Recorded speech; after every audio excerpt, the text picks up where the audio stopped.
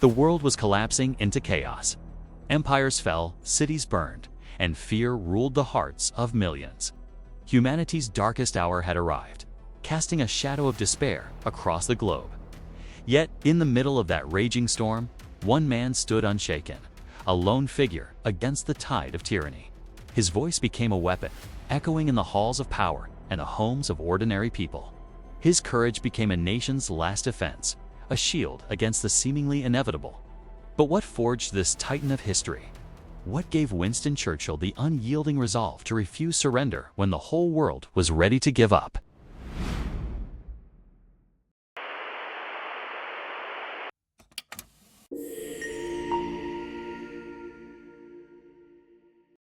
In the heart of England, amidst the grandeur of Blenheim Palace, a story began on November 30th, 1874. A story not of privilege alone, but of a relentless spirit destined to shape the very course of history. He was born Winston Leonard Spencer Churchill into a world of aristocracy. The grand halls and manicured gardens could not contain the storm brewing within him.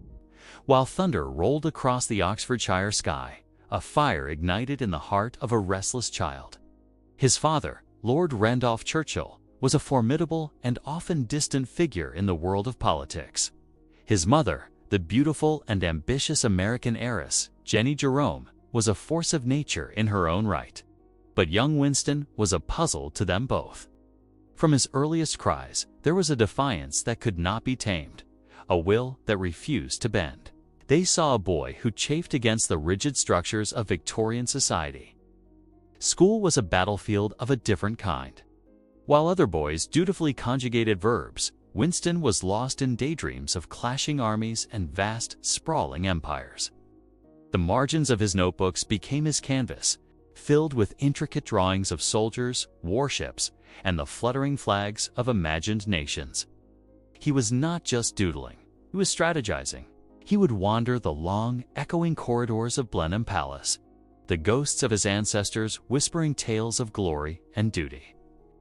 He would pace the floors, planning imaginary assaults, anticipating his enemies' moves, tasting the bitterness of theoretical defeat and the sweet thrill of victory.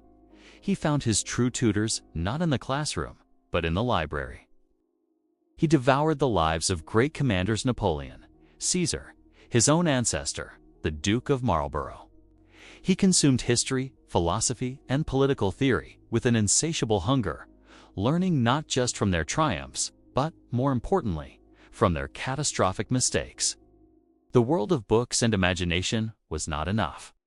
Seeking adventure and purpose, he entered the Royal Military College at Sandhurst. This was a world he understood. The call of the bugle, the precision of the drills, the camaraderie of the barrack seat, all resonated with his soul. His military service would take him to the farthest corners of the British Empire. He rode with the Lancers in the blistering heat of India. He charged into battle against the dervishes in the deserts of Sudan. And he experienced the brutal realities of modern warfare as a correspondent and soldier in the Second Boer War in South Africa. On these distant battlefields, surrounded by the chaos and cacophony of conflict, he saw humanity at its extremes. He witnessed breathtaking courage and paralyzing fear, the intricate dance of order and the raw brutality of chaos. As bullets whistled past his head and shells exploded around him, he learned lessons that could never be taught in a classroom. His dramatic escape from a Boer prison camp made him a national hero, a celebrity overnight. The world was beginning to take notice. With a hero's welcome, he returned to England, his sights set on a new battlefield, Parliament. The first time he rose to speak in the House of Commons, his voice, for a moment, trembled. But it was a tremor not of fear, but of profound conviction. He was not there to merely impress his colleagues or climb the social ladder. He was there to prepare himself and his nation. For the storms he could see gathering on the horizon, storms the rest of the world, in its comfortable complacency, could not yet even imagine. Even in these early days of his political career, his methods were meticulous. He watched the world with the careful eye of a grand strategist, noting the shifting alliances, the rising tensions, and the growing threats to peace. While others scoffed at his warnings, dismissing him as a warmonger or an alarmist, he held firm to his beliefs. A solitary figure standing on Westminster Bridge, the chill of the night air biting at his skin. Above him, the iconic silhouette of Big Ben towers in the darkness, a silent, stoic witness to the passage of time and the gathering storm that was to come. The stage was set. The great trial was about to begin. When the Great War cast its long shadow across Europe, a man in his late 30s stood at the helm of the world's most powerful navy. As First Lord of the Admiralty, Winston Churchill's office was a storm of maps and telegrams, each one carrying the weight of ships and soldiers. He wasn't one to simply command from a distance. He devised daring, audacious operations, believing that victory favored the bold. One such plan was the Gallipoli campaign, an ambitious attempt to seize control of the Dardanelles Strait.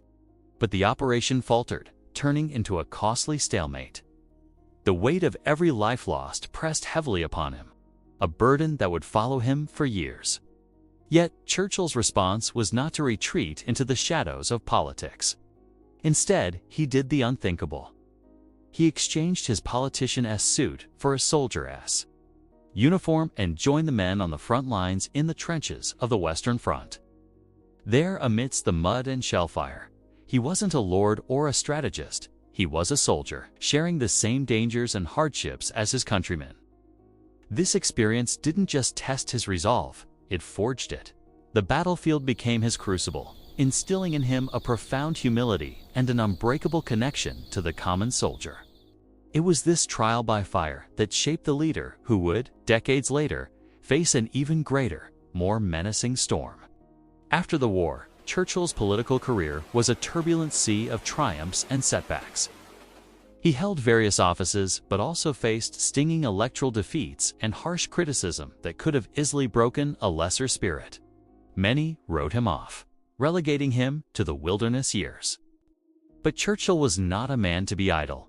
He used this time away from the center of power to reflect, to study history, and to write, producing volumes that would later win him a Nobel Prize in literature. Most importantly, he watched with growing alarm as a new threat began to rise in Germany. While many of his contemporaries sought to appease the rising tide of fascism, Churchill's voice rang out, a lonely but persistent alarm bell warning of the gathering storm. He saw the future with a chilling clarity that others dismissed as warmongering. He was sharpening his mind and his arguments, preparing for a battle he knew was inevitable. These years were not a period of defeat but of intense preparation. He was honing the very weapons, his words, his will, and his foresight that he would soon need to defend civilization itself. Then, the storm broke. In 1939, Europe erupted into a conflict that would engulf the entire globe. Nazi Germany's war machine blitzed through countries at lightning speed. Cities burned, armies crumbled, and a dark shadow of tyranny fell across the continent. In Britain's darkest hour, as invasion seemed imminent, the nation turned to the one man who had foreseen the danger. At 65 years old, Winston Churchill became Prime Minister. His moment had arrived. Standing before a tense parliament, his voice, a low and resolute growl, cut through the fear and uncertainty. He offered not easy promises, but a stark reality. I have nothing to offer but blood, toil, tears, and sweat. His words were not of surrender, but of defiance. We shall fight on the beaches, we shall fight on the landing grounds, we shall fight in the field and in the streets, we'll fight in the hills, we shall not surrender. This was not just a speech. It was a promise, a national vow that echoed from the halls of Westminster to every corner of the British Empire. It was the roar of a lion, awakening the spirit of a nation determined to fight for its survival. As the Blitz rained fire upon London, Churchill refused to hide in a bunker. He walked the bombed-out streets, his familiar Homburg hat and cigar a symbol of steadfast defiance amidst the rubble. He met with ordinary people, witnessing their incredible courage and resilience firsthand. He saw hope shining in the eyes of firefighters, rescue workers, and families huddled in shelters. These walks fueled his resolve. Back in his office, often late into the night, he was the nerve center of the global war effort, surrounded by a chaotic sea of war reports, telegrams, and maps tracking the enemy's advance. He sat by candlelight, the smoke from his cigar curling into the dim lamplight. It was here, in these quiet, lonely hours, that he crafted the powerful speeches that would be broadcast across the airwaves, igniting the spirit of a nation and inspiring hope across the occupied world. The immense pressure and exhaustion were etched on his face, yet his iron will never waver. Finally, after years of unimaginable sacrifice, victory came. Across Europe, crowds poured into the streets, bells rang out in celebration, and flags waved in newfound freedom.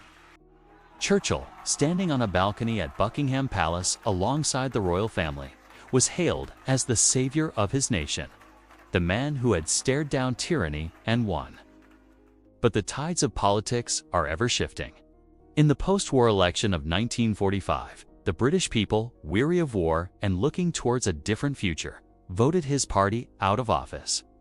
With quiet dignity, Churchill left 10 Downing Street, cigar in hand, reflecting on the fleeting nature of power. He accepted the people's verdict without bitterness, understanding that their desire for a new beginning was a testament to the very freedom he had fought to preserve. His departure was not a mark of failure, but a powerful lesson in the humility of leadership and the resilience of democracy. In his final years, Churchill found solace away from the political stage. He retreated to his beloved home, Chartwell, where he was surrounded by books, his cherished collection of medals and portraits that chronicled a life of extraordinary triumphs and trials. He poured his energy into painting, capturing the light and color of the world on canvas, and into writing his monumental history of the Second World War. As he looked back at photographs from the war, at the faces of soldiers and the ruins of cities, he reflected on the nature of history itself. "History," he once mused, "is kind to me, for I intend to write it." He passed away on January 24, 1965, and the world mourned the loss of a giant.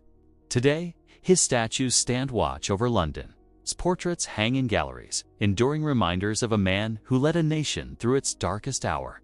He was a leader forged in fire, a visionary who proved that with courage and unwavering resolve, one person can indeed shape the course of history. As we look back on his incredible life, his own words serve as the most fitting epitaph. Success is not final.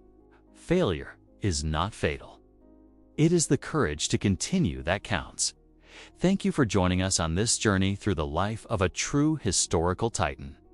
If you were inspired by his story, please consider liking this video and subscribing to our channel for more deep dives into the lives of those who shaped our world.